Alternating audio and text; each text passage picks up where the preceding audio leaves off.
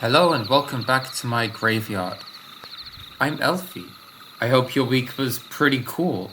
Mine certainly was.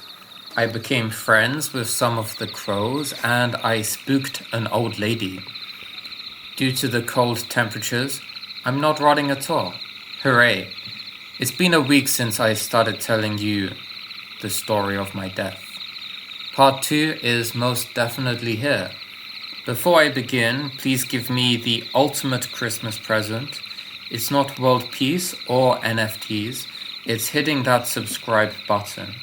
It's time to begin. Please sit next to the cat to warm your hands and stroke the fireplace in your lap. Let's go.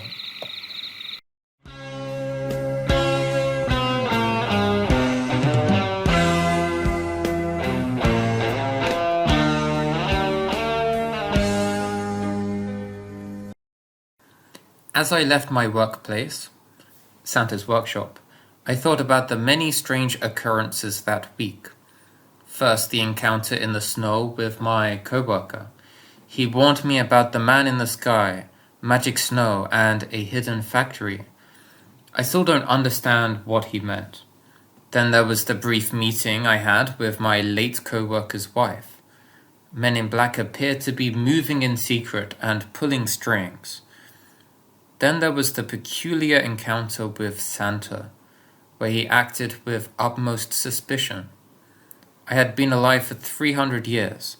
I was afraid of change, but I was not afraid of the consequences.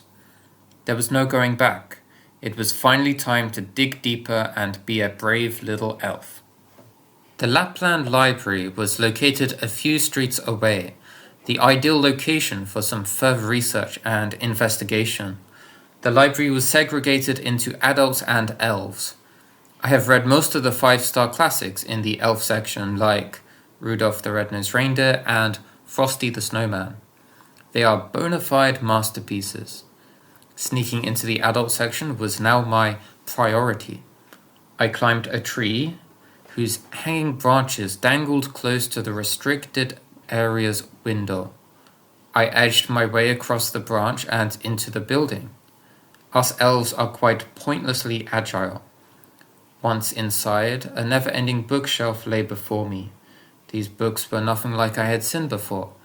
They had dull and confusing names like The Grapes of Wrath and 50 Shades of Grey. Why would I read a book about angry fruit or color shades? I walk over to a section called Non-Fiction. The books here seem to be factual. However, we were taught none of this content in elf school. Subjects like science and history are replaced in the elf curriculum with toy making. Everything was bewildering. It was time to grab a pile of books and stay up late, hidden in a small cupboard, until daybreak.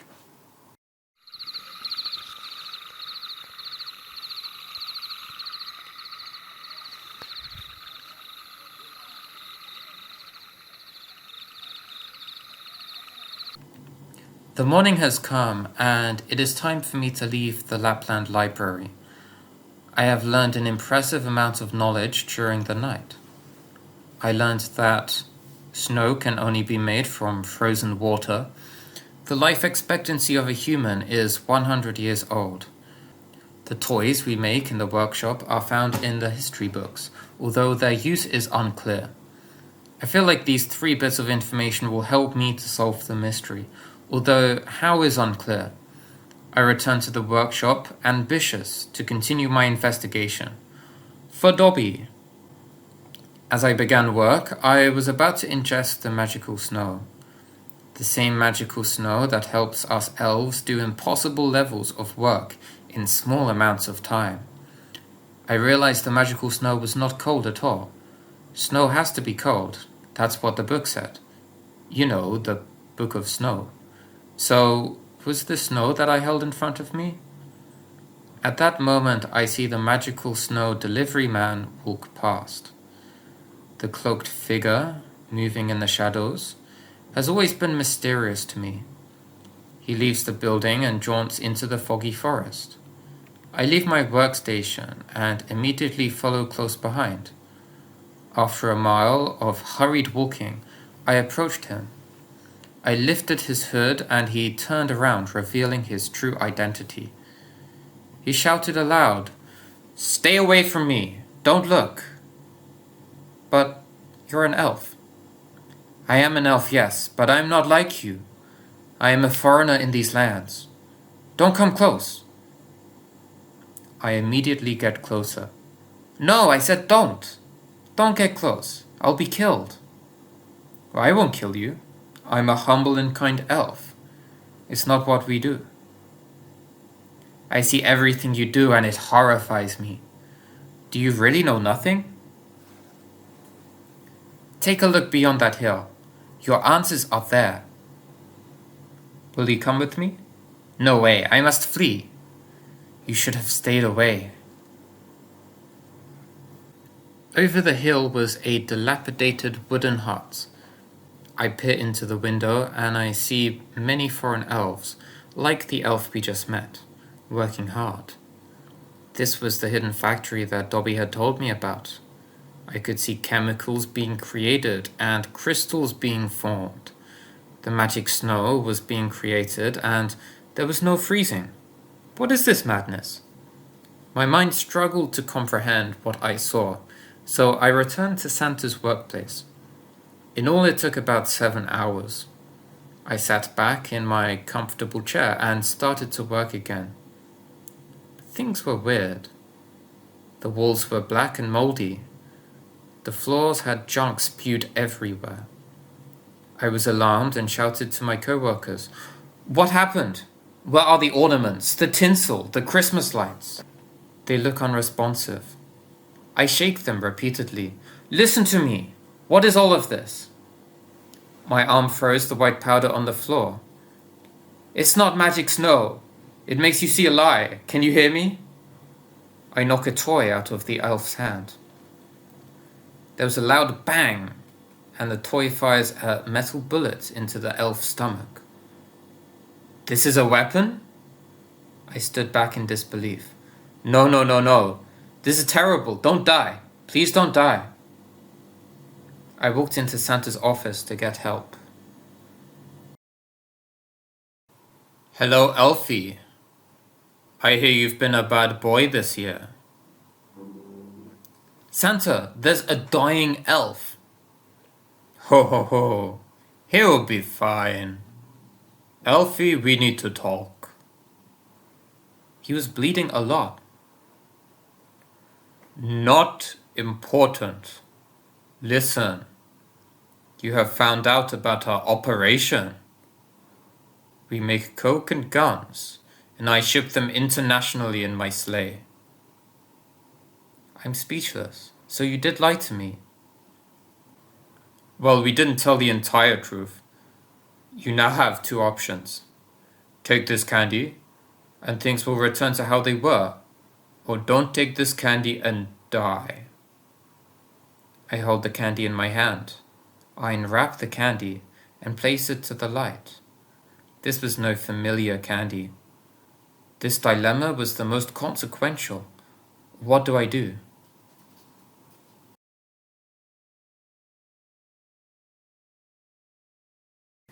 I return to my timidness, pick the candy up and digest it. My shaking hand stops shaking. I feel tired and fall asleep. I wake up in bed at nighttime. Wow, this must have been a crazy dream. I'm so glad to be alive again. I know it's dark, but I want to go to work, so yeah, let's go. I leave my house and head to Santa's workplace. I feel happiness protrude from my body. With a skip and a jump, I find myself at work, sitting on my comfortable chair. Everyone is here. I feel so alive. But then I look at the clock. The hands are turning anti-clockwise. Why is time going backwards? The sun rises from the window. Then everyone goes home in the daytime. I sit back in realization. My life is flashing before my eyes. I'm dying.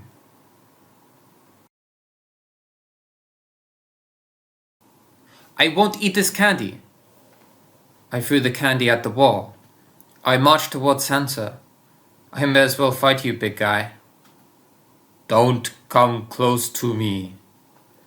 As I approached, I see that Santa is not human.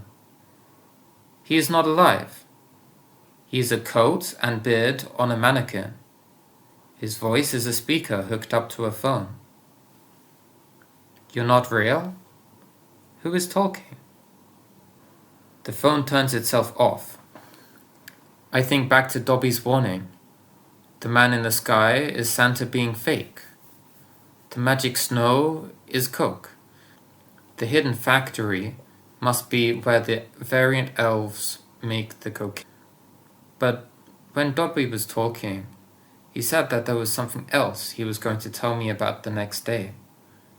Turns out there may be more to this conspiracy. I venture past Santa and see a door in the back of the room. I open the door to find a ladder. I descend into darkness. At the bottom of the ladder is a passageway. At the other end of the passageway is a regal door. This is odd indeed. I open the door to see a large regal room filled with expensive ornaments. Rich tycoons lay in their chairs, and men in black appear behind them. Welcome, Elfie. Where am I? Elfie, we are the Coca-Cola Corporation, creators of Father Christmas and Coke. You have found our headquarters. Mighty impressive for a simple-minded elf like yourself. Did you kill Dobby? We did. We also killed his wife yesterday. Our most recent murder was your Middle-earth friend. He ran quite far. It was quite the spree.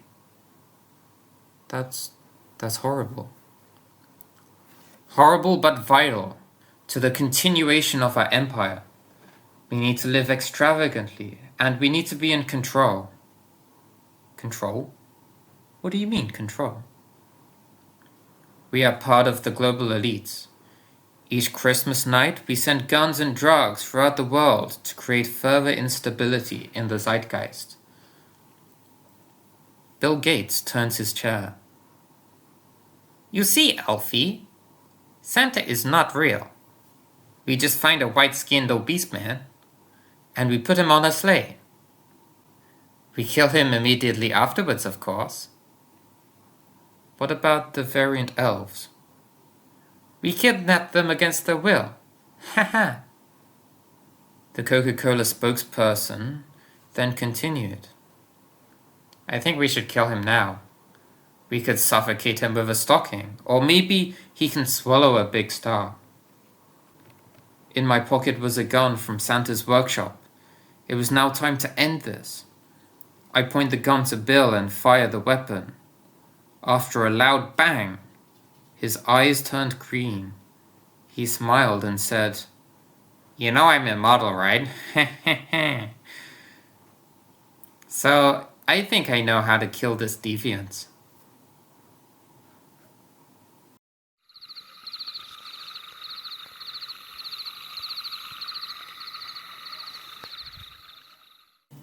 And then they tied a rope to each of my limbs. At the other end of each of the ropes was a reindeer. After a few pulls, I was limbless. They put my remaining body on top of the Christmas tree for all to see. Well, that's the end of the story. I can't tell you if it was true, as I had been talking to Conspiracy Crow for a while. And also my brain is literally rotting. So, who knows what the truth is. Anyway, see you in the next video. Happy New Year. Goodbye. 割といつも